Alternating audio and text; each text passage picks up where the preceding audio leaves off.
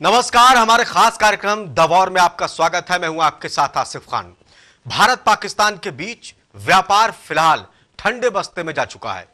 इसको लेकर अमेरिका में एक प्रेस कॉन्फ्रेंस के दौरान भारतीय विदेश मंत्री एस जयशंकर ने कहा कि दोनों देशों के बीच जो व्यापार खत्म हुआ उसकी वजह पाकिस्तान है।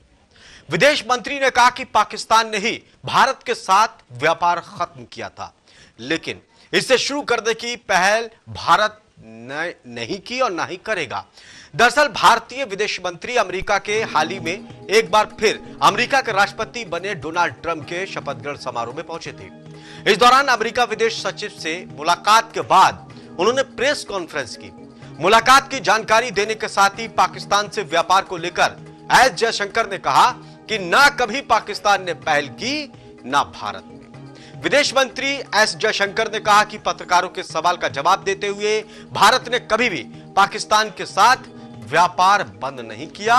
इस संबंध में निर्णय पाकिस्तान सरकार ने 2019 में लिया था, लेकिन फिर ना तो उनकी तरफ से कोई बातचीत हुई और ना ही भारत की तरफ से कोई भी कदम उठाया गया।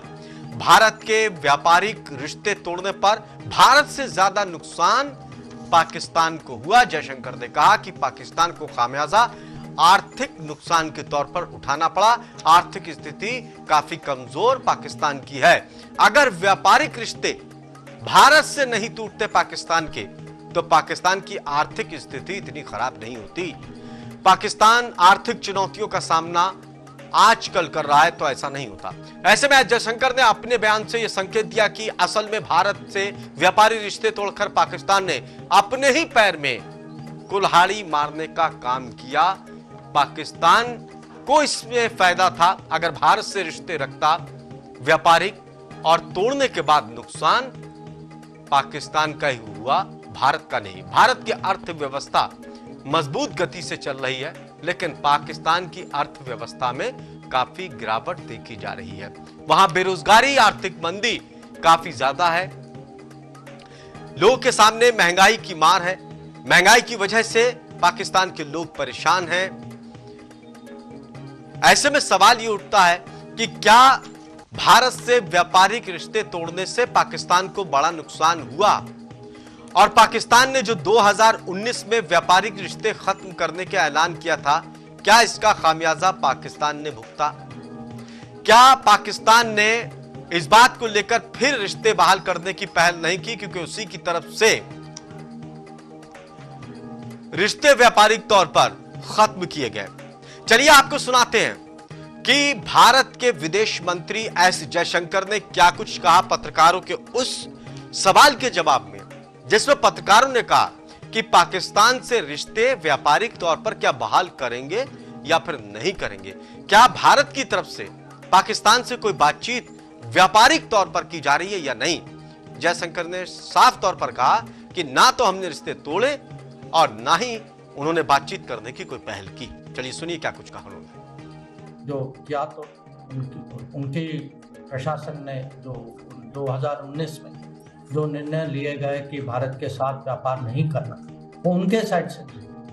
तो हमारा जो ये इस मुद्दा के बारे में हमारी जो चिंता जो थी, शुरू से हमारा हित था कि हमें MFN स्टेटस मिले, कि हम पाकिस्तान को MFN स्टेटस देते थे, वो हमको देते नहीं थे।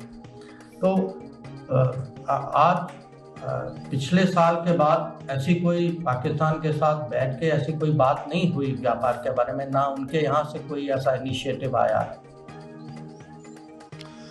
चलिए इस पर बातचीत करने के लिए पूरा पैनल मेरे साथ मौजूद है। निपुण आलम बयान है, विदेश मामलों के जानकार। Major Mohammad Ali Shah defence expert है। मुकीम अहमद साहब वरिष्ठ पत्रकार पाकिस्तान से हमारे साथ जुड़े, आपका भी बहुत बहुत स्वागत है। निपुण साहब, किसको नुकसान हुआ भारत और पाकिस्तान के आर्थिक रिश्ते जब खत्म हुए? देखिए, निश्चित रूप से जैसा मैंने खुद अपनी ओपनिंग बाइट में कहा कि ये पूरा नुकसान जो है पाकिस्तान को है।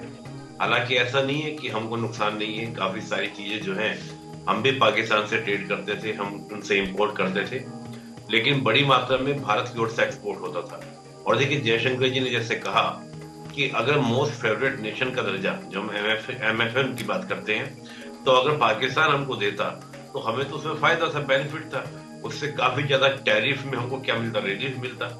हमने कई बार इनको NMF दिया पाकिस्तान को, लेकिन उसके बाद भी पाकिस्तान ने कभी NMF नहीं दिया, हमको कभी भी MFN का दर्जा नहीं दिया। लेकिन दूसरी बात क्या है कि थोड़ा सा हम तुलना करें भारत और चीन के संबंधों की। चीन के साथ भी हमारे संबंध बहुत ही खराब रहे, और हम देखें गालवान क्लैश तक हमारा हुआ 2019 के बाद। हम देखें गालवान क्लैश के बाद भी ये प्रेशर था सरकार के ऊपर, भी कहा जाता था कि चीन से सारे संबंध खत्म कर दो, इंपोर्ट एक्सपोर्ट खत्म कर दो, लेकिन हमने नहीं किया। हमने अपने, ठीक है हमारा एक इश्यू चल रहा है, लैंड डिस्प्यूट चल रहे हैं, लेकिन उसके बाद भी हमने अपने इकोनॉमिक रिलेशंस बनाए रखे, क्योंकि चीन का नुकसान हो या ना हो, हमें अपने नुकसान की चिंता थी। यही बात क्या थी आपका पाकिस्तान के बारे में, लेकिन पाकिस्तान का 2019 से ही उन्होंने क्या किया, अपने आप इनिशिएटिव लिया और कहा कि हम क्या करेंगे, आपके साथ ट्रेड नहीं करेंगे। नुकसान किसको ज्यादा हुआ, नुकसान हुआ आपका किसको, पाकिस्तान को। तो ये दिखाता है, जो मैंने दो घटनाओं का जिक्र किया, चीन का और पाकिस्तान का, ये दिखाता है कि पीस माइंडेड कंट्री क्या होता है। पीस माइंडेड कंट्री क्या करता है कि अगर किसी एक मोर्चे पर डिस्प्यूट्स हैं तो उसको वहीं तक सीमित रखता है और उसको कोशिश करता है कि उसको सोल्व किया जाए, ना कि ब्रेक कर दिया जाए। हमने चीन के साथ रिजोल्विंग की कोशिश की, हमने रिजोल्व किया। आज देखिए एक्साइज चीन पर लगातार हमारे लगातार डायलॉग्स हो रहे हैं, टॉक्स हो रही है, उसके अलावा वहां से हटने की बातें हो रही हैं। लेकिन पाकिस्तान के साथ, और हालांकि हमेशा ऐसे ही रहा है, 1947 से लेकर आज तक, ये एक विडंबना ही कही जा सकती है कि पाकिस्तान का अड़ियल रवैया और भारत के प्रति कि हमको रिवेंज लेना है, बदला लेना है, उस भावना के तहत उसने खुद अपने पैरों पर कुल्हाड़ी मारी है। टेररिज्म की बात हो, चाहे ट्रेड की बात हो, तमाम तरह के इशू। और अभी देखिए जैसे मुकीम अहमद साहब भी हमारे साथ जुड़े, वरिष्ठ पत्रकार है पाकिस्तान के। मुकीम साहब, क्या आपने भारत से, आपको लग रहा था कि हम बदला ले लेंगे व्यापारिक रिश्ते खत्म करने के बाद? ये तो अपने पैर पर कुल्हाड़ी मारने वाली बात है, खुदकुशी करने वाली बात है। देखिए जी, कोई खुदकुशी करने वाली बात नहीं है। देखिए कि पाकिस्तान को एक ताकत के तौर पे, एक नेबर के तौर पे एक्सेप्ट नहीं किया जा रहा राइट फ्रॉम द बिगिनिंग, और यही वो जो सोच है वो डेवलप हुई भी अब आपके सामने ये जयशंकर के स्टेटमेंट की सूरत में सामने आई है। ये थोड़ी सी हिस्ट्री में जाना पड़ेगा हमें, आपके लिए भी और आपके व्यूअर्स के लिए भी, कि तकसीम के वक्त जो असासे या एसेट्स पाकिस्तान को मिलने थे वो नहीं दिए गए, गांधी जी ने मरण व्रत रखा था। फिर उसके बाद 1971 में पाकिस्तान को दो हिस्सों में तोड़ा गया, उसके पीछे भारत का हाथ है। आपके सामने भारत की फौजें वहां पर लड़ रही थी और उन्होंने बाकायदा ग्राउंड पे जंग की और शेख मुजीब को सपोर्ट किया, जिसके नतीजे में बांग्लादेश बना। यही सोच आगे तक चलती रही, और हालांकि 8 अप्रैल 1950 को जवाहरलाल नेहरू और लियाकत अली खान के दरमियान ट्रेड एग्रीमेंट हुआ था। फिर बाद में ये बातचीत और सिलसिले चलते रहे। सितंबर 97 में बातचीत खत्म हुई, क्योंकि इंडिया कश्मीर के साथ 6 और मसलों को नथी कर रहा था।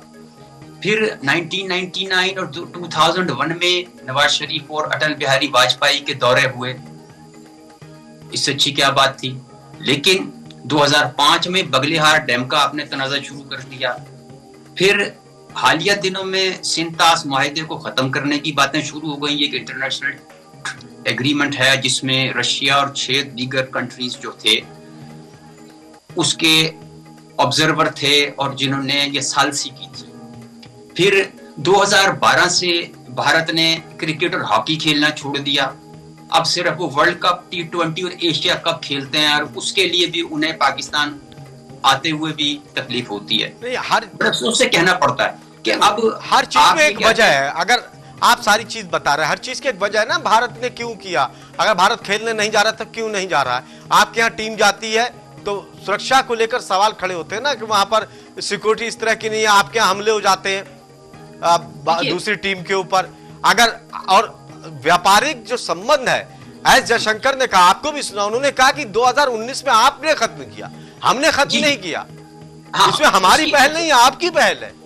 आसिफ जी देखिए, उसकी रीजन मैं उसी तरफ आ रहा हूँ। 5 अगस्त 2019, 5 अगस्त 2019 को मकबूजा जम्मू और कश्मीर की खुसूसी हैसियत को खत्म किया गया, जो इंटरनेशनल रूल्स की भी वायलेशन है, जिसे कश्मीरी नेता, वहां की सियासी जमातें और कांग्रेस पार्टी तब खिलाफ कानून समझती है।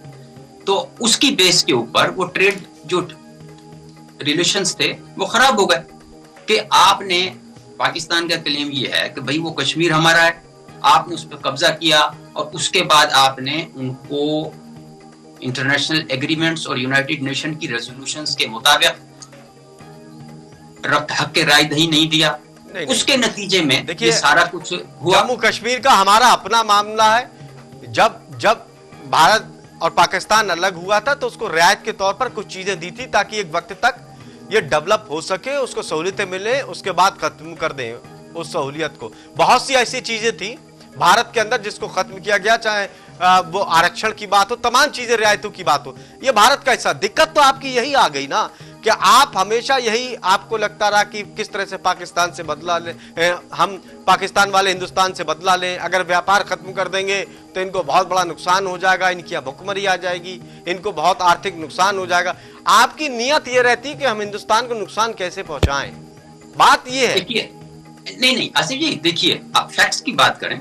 देखिए ट्रेड का जो झुकाव है ना, अब इंडिया और पाकिस्तान के दरमियान ट्रेड हो ना, तो उसका ज्यादा बड़ा बेनिफिशियरी तो इंडिया है, जिसकी प्रोडक्ट्स भी बिकेंगी, जिसकी सर्विसेज भी चलेंगी, जिसकी ट्रांसपोर्टेशन का भी भला होगा और जो फार्मर्स हैं उनको बेनिफिट होगा।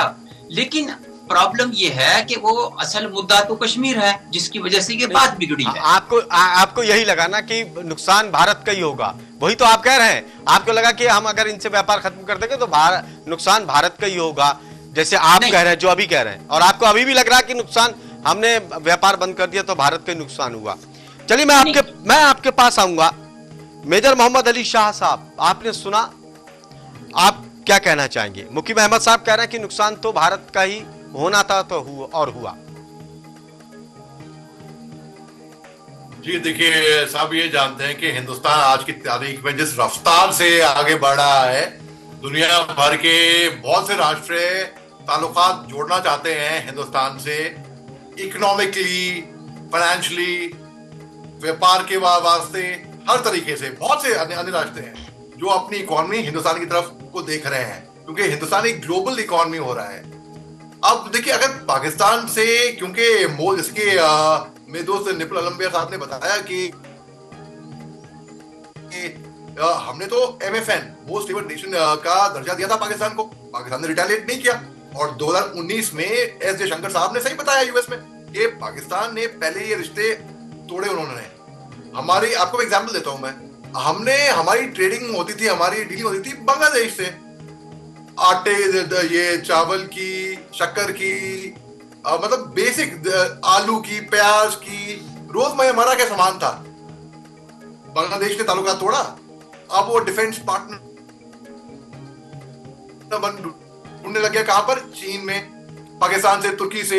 यूरोप देख रहा है, वो ओवर एम्बिशियस हो रहा है कि भाई यूरोप में कोई एक अन्य देश कोई जुड़ जाए, क्योंकि वो पाकिस्तान के प्रभाव में आ गया है। मैं मुजीब भाई की बात को बोलूंगा कि मैं इन्होंने बड़े सॉफ्टली, बड़े कदर से, बड़े इज्जत अदब से इन्हें समझाया, तो मैं भी इनको इज्जत अदब से समझाता हूँ। देखिए भाई, अगर ये समझना होगा ना कि आप अपने गिरबान में अगर जाके देखेंगे और आप देखेंगे कि गलती कहाँ पे हुई, तभी कुछ इलाज इसका किया जा सकता है। लेकिन अगर आप डिनाइल मोड में रहेंगे, आपने कहा नहीं हमारे से कुछ नहीं हुआ, हमने तो कुछ करा ही नहीं, आपकी गलती है, आप नुकसान है, नुकसान किसका होगा? बांग्लादेश ने ताल्लुकात तोड़े तो बांग्लादेश का नुकसान होगा ना। पाकिस्तान ने अगर 2019 के बाद जो ट्रेडिंग के रिश्ते तोड़े, पाकिस्तान आज की तारीख में उसकी इकोनॉमी देख लीजिए। हिंदुस्तान से रिश्ते खत्म करने के बाद ट्रेडिंग इकोनॉमी के रिश्ते जब खत्म किए, पाकिस्तान की इकोनॉमी सब जानते हैं, मैं नहीं बोल रहा, ये ऑन रिकॉर्ड है। पाकिस्तान की इकोनॉमी आज की तारीख में इसीलिए है क्योंकि इनकी लीडरशिप ने इनको फेल कर दिया, इनकी आवाम को। इनकी लीडरशिप, जो कि पॉलिटिकल लीडरशिप तो कठपुतली होती है, मिलिट्री लीडरशिप होती है मेन तो इनकी। तो मिलिट्री लीडरशिप की तरफ से, क्योंकि मिलिट्री आदमी को पॉलिटिक्स, सियासत का क्या पता, उसकी जो ट्रेनिंग मिलती है, लेकिन पाकिस्तान में मिलिट्री और सियासत कंबाइन हो जाती है ना। तो पाकिस्तान की, इसमें आपको इतिहास में भी जा सकता हूँ उसके अंदर, जैसे कि मुझे आपने बताया कि इतिहास में आपके जुल्फिकार अली भुट्टो साहब थे, उनको कौन लेकर आया था पावर में? उनको पाकिस्तान की मिलिट्री लेकर आई थी, जनरल अयूब खान लेकर आए थे। बाद में पाकिस्तान की मिलिट्री ने उनको फांसी की सजा सुनाई, हाई कोर्ट ऑर्डर के तहत क्योंकि वो उनको खत्म तो नहीं कर सकते थे, असैसिनेट तो डायरेक्टली नहीं कर सकते, तो फिर उन्होंने कानूनी तौर पे लीगलाइज लेजिटिमेट करके उनको मार दिया ऐसे करके। आप देखिए नवाज शरीफ जो कि 1983 में पंजाब प्रोविंस के फाइनेंस मिनिस्टर भी थे, इनको कौन लेकर आया था? जनरल जियाउल हक लेकर आए थे, बाद में इनको वहां से भगाया गया। इमरान खान को देख लीजिए, जनरल बाजवा साहब ये सारी चीजें आर्थिक स्थिति जो अंदर की जो मामले होते हैं, इस तरह के राजनीतिक मामले जो होते हैं उठा पटक, इसका अर्थव्यवस्था पर सीधा सीधा असर पड़ता है और सेना जब प्रभाव डालती है सरकार के ऊपर तो इसी तरह के फैसले लिए जाते हैं। आलम बयान साहब, आपको क्या लग रहा है जो बात कह रहे हैं कि मुकीम साहब कि भारत को नुकसान इससे ज्यादा हुआ, हमें नहीं हुआ? जब कोई देश मजबूत होता है, चाहे भले आर्थिक तौर पर, लोकतंत्र तौर पर, अगर उससे रिश्ते आप तोड़ेंगे तो नुकसान तो जो है सामने वाले को होगा।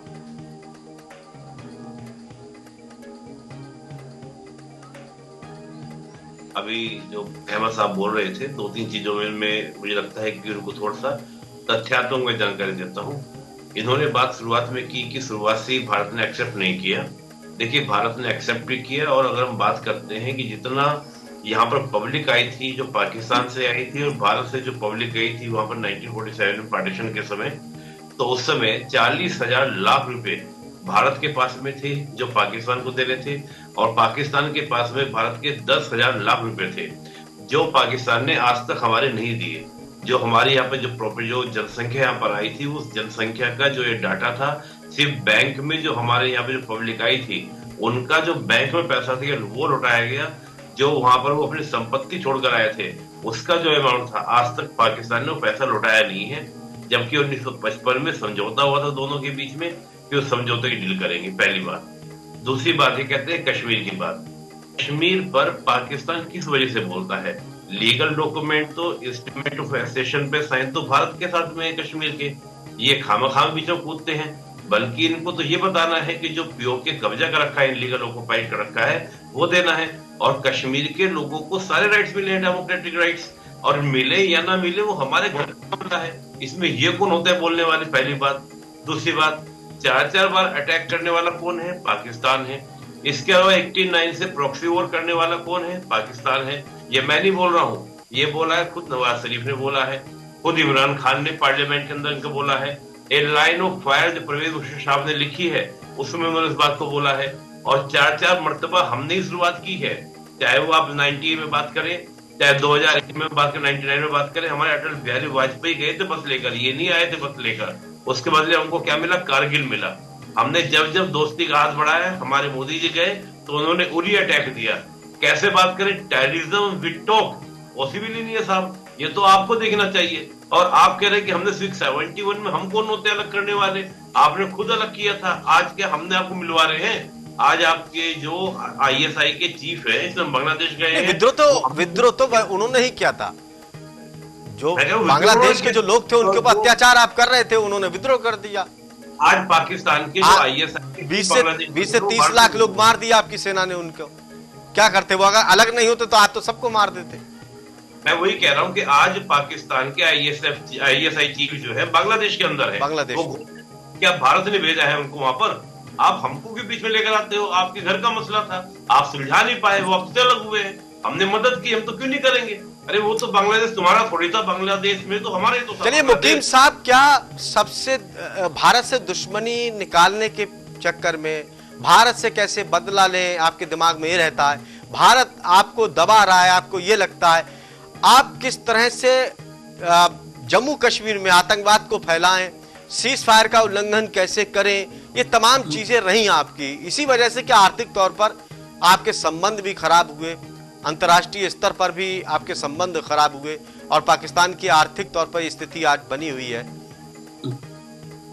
अब सवाल ये पैदा होता है कि जब आप नेबर्स भी हैं, आपके सैकड़ों साल पुराने कल्चरल रिलेशंस भी हैं, आप सब इकट्ठे रहे भी हैं, आप एक दूसरे को जानते भी हैं, उसके बावजूद करतारपुर राहदारी या कॉरिडोर जब खोला गया, आप सिखों को रिलीजियस टूरिज्म तक के लिए वीजा नहीं दे रहे। हजरत निजामुद्दीन औलिया का उर्स होता है हर साल दिल्ली में, अजमेर शरीफ में, वहां आप पाकिस्तानियों को वीजा नहीं देते। क्रिकेट और हॉकी खेलना आपने छोड़ दिया है 2012 से। क्यों छोड़ दिया आप सोचो ना। अब अमेरिका ने कहा कि डोनाल्ड ट्रंप ने कहा कि पाकिस्तान के लोग नहीं आएंगे, पाकिस्तान के लोग नहीं आएंगे अमेरिका में। वो आपको सोचना है ना कि क्यों उन्होंने मना किया। आप ये नहीं कह सकते क्यों मना कर रहे हैं, क्यों मना किया, उसके पीछे की वजह आप खंगाले। अब ये फिर मुझे ये बताइए कि बीसीसीआई जो है वो पाकिस्तानी खिलाड़ियों को इंडियन प्रीमियर लीग में खेलने की इजाजत क्यों नहीं देती? मतलब इसका क्या ताल्लुक है? खेल में भी आपको पॉलिटिक्स चाहिए, आप हर चीज को तो इशू बना देते हैं। समझ में आने वाली बात तो ये है कि आप पानी बंद कर रहे हैं, आप खेलना नहीं चाहते, पानी हमारा है, यात्रा नहीं करने देना चाहते, और उसके बाद आप इल्जाम भी पाकिस्तान पर लगाएंगे, तो हु वुड एक्सेप्ट दैट? आप खेल को लेकर बार बार उठा रहे हैं, तो आप बताइए कि खिलाड़ी हमारे क्यों नहीं जाना चाहते आपके यहाँ? हम वजह बता रहे हैं ना, श्रीलंका खिलाड़ियों पर आपके यहाँ हमला हो गया ना, अटैक हो गया, तो हम क्या अपने खिलाड़ियों को भेज दें जिनको इतनी मेहनत से तैयार किया जाता है, उनको आप क्या भेज दें? और खिलाड़ी छोड़िए, वहां पर नागरिकों को इस स्थिति में ना भेजें। भाई एक अगर कोई केस हो गया उसके बाद क्या पाकिस्तान टीमें नहीं आई? क्या यहाँ मैचेस नहीं हुए? खेलने से मना नहीं करते, आप दूसरे मुल्क में जाके खेलिए ना, मना नहीं करते खेलने से भारत, लेकिन पाकिस्तान में नहीं खेलेंगे। जो स्थिति है, कभी भी बम फट जाए, कभी भी किसी के ऊपर हमला हो जाए, किसी भी जो पहुंच रही वहां पर टीम, इस स्थिति में साहब तो सेना अपनी सेना को सुरक्षित नहीं कर पा रहे, वो खिलाड़ियों को सुरक्षा देंगे? क्या बात करते हैं मुकीम साहब? चलिए बात पूरी कीजिए, आप बात पूरी कीजिए मुकीम साहब। देखिए ये इस सोच का हमारे पास तो कोई इलाज नहीं है कि आप दुनिया की वो जो है ना कि हर बीमारी की वजह हमें समझेंगे, आप हर मसले की रूट कॉज हमें बताएंगे, हर चीज का इल्जाम अगर हमें देंगे तो रिलेशंस इंप्रूव नहीं हो सकते। ये एक इशू है जिसको समझने की जरूरत है कि हम सारा वक्त एक दूसरे को वो लान तान करते रहें, तंजो तशनी करते रहें, ब्लेम गेम करते रहें, तो ये सिलसिला आगे नहीं बढ़ेगा। ये है कि जिसका जो राइट है उसको दे दिया जाए। हम जो पाकिस्तान कह रहा है उसको आप मानते ही नहीं, सुनते ही नहीं, और अपने जो है यानी कश्मीरियों की बात भी आप नहीं मान रहे। नहीं, बात का आधार तो आप चाहते कि हम अपने जो जमीन का हिस्सा है वो आपको दे दें, कैसे होगा भाई? वो जमीन आपकी हो तो आप। आलम बयान साहब कुछ कहना चाहते हैं? आलम बयान साहब, मैं एक बात कहूँ मुकीम साहब, आप 25% आबादी हमसे अलग हुए थे और 38% लैंड लेकर गए थे। हमको खा लो भैया आप लोग। कश्मीर भी आपको चाहिए, किस ब्याह पे आपको कश्मीर चाहिए? जब राजा हरि सिंह ने विलय पत्र पर साइन हमारे साथ किए हैं तो आपको क्यों चाहिए? किस ब्याह पे चाहिए? आपको लीगल स्टेटस तो हो। आपकी 25% आबादी को 38% लैंड दिया, और क्या लेंगे आप हमसे? आपको देना चाहिए बाकी, बल्कि 25% आबादी के हिसाब से बाकी लैंड को वापस करना चाहिए आपको। आप क्यों नहीं कर रहे उस लैंड को वापस? और पीओके को वापस कीजिए, क्यों कब्जा करके बैठे उसके ऊपर इनलीगल ऑक्यूपेशन? आपके पास है डॉक्यूमेंट कोई विलय पत्र का? राजा हरि सिंह के पास था ना कश्मीर? मुकीम साहब बताइए, राजा हरि सिंह के पास था ना? देखिए वो जो एग्रीमेंट हुआ था बिटवीन नेहरू एंड लियाकत अली खान, उसमें ये कहा गया था कि जनाब कश्मीरियों को हम इजाजत देंगे, उनको हक राइट नहीं दिया जाएगा, हक राइट नहीं। देयर आर रेजोल्यूशंस, कितनी सारी रेजोल्यूशंस हैं यूनाइटेड नेशंस की। आप इस तारीख को झुटला नहीं सकते। आप दिखा दीजिए डाटा, आपने इतनी बड़ी बात बोली, आप डाटा आप दिखा दें। नहीं, मैं बता रहा हूँ, माउंट बेटन ने कहा था, मेरे पास तो डाटा है, माउंट बेटन ने लेटर लिखा था, लेटर की कोई वैल्यू नहीं, और हमने दिया, हमने संविधान बनवाया वहां पर जम्मू कश्मीर के लोगों का। आप कैसी बात कर रहे हैं? हाँ, तो जूनागढ़ में क्या हुआ था, हैदराबाद दक्कन में क्या हुआ था? जम्मू कश्मीर की माउंट बेटन के कहने के बाद हमने वहां संविधान सभा बनवाई, वहां संविधान बना हमने, और असंक्रमणकालीन प्रावधान था उसका, हमने खत्म कर दिया 2019 में। जब तक हमने चाह दिया, कश्मीर फल रहा फूल रहा, खुश है। और इसी तरह से जो पाकिस्तान की युवा पीढ़ी है उनके जहन में भी ये डालते हैं कि जम्मू कश्मीर पर कब्जा करे बैठा है भारत, जबकि जम्मू कश्मीर पीओके पे आप लोग कब्जा करे बैठे हैं। आप भारत से बदला निकालने की चक्कर में आपकी हालत इतनी बुरी हो गई कि आपकी अर्थव्यवस्था चक्कर खा रही है। चलिए बहुत बहुत शुक्रिया हमसे बातचीत कर दिए के लिए, हमारे खास कार्यक्रम में जुड़ने के लिए। ताजा तरीन खबरों के लिए देखते रहिए TV 100। नमस्कार।